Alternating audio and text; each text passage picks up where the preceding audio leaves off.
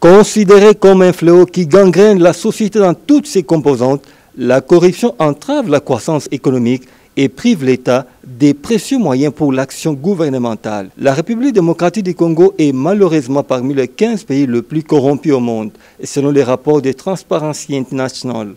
Et cela a une incidence directe sur le niveau de vie de sa population et la persistance de la pauvreté. Ces tableaux sombres appellent à l'implication directe des parlementaires pour endiguer ce mal. L'APNAC RDC, à travers ses séminaires, ambitionne d'armer ses membres des outils nécessaires pour un contrôle parlementaire responsable. Dans ce mot de circonstance, la présidente de l'Assemblée nationale, l'honorable Janine Mabunda, a expliqué la démarche menée par sa Chambre pour mettre à jour les outils de lutte contre la corruption qui menacent la paix et la cohésion nationale. La lutte contre la corruption est une place de choix dans les préoccupations des Congolais.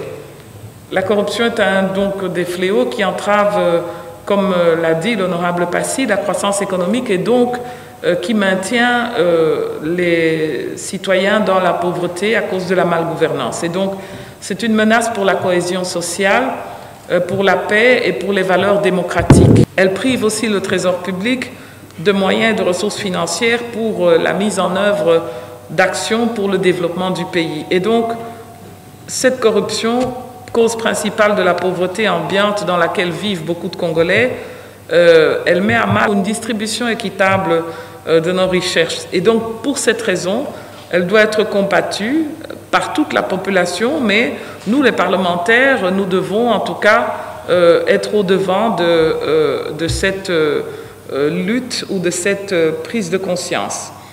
Tant parce que nous sommes les représentants du peuple, mais aussi parce que nous sommes les contrôleurs de l'action publique. C'est pour ça que nous, à l'Assemblée, nous avons essayé d'être concrets suite à l'alerte de l'honorable Passy. Je vous rappelle que nous avons voté la loi qui porte création de l'Agence nationale de lutte contre la corruption. Bien avant la speaker de la Chambre basse, le président de l'APNAC RDC, l'honorable Passy Zapamba, a décrit la corruption et ses effets néfastes sur la société. Ces fléaux découragent l'investissement et forcent le jeu démocratique, a déclaré Passy Zapamba. Signalons que ce séminaire de 2 jours s'est clôturé ce samedi 17 octobre au Palais du Peuple.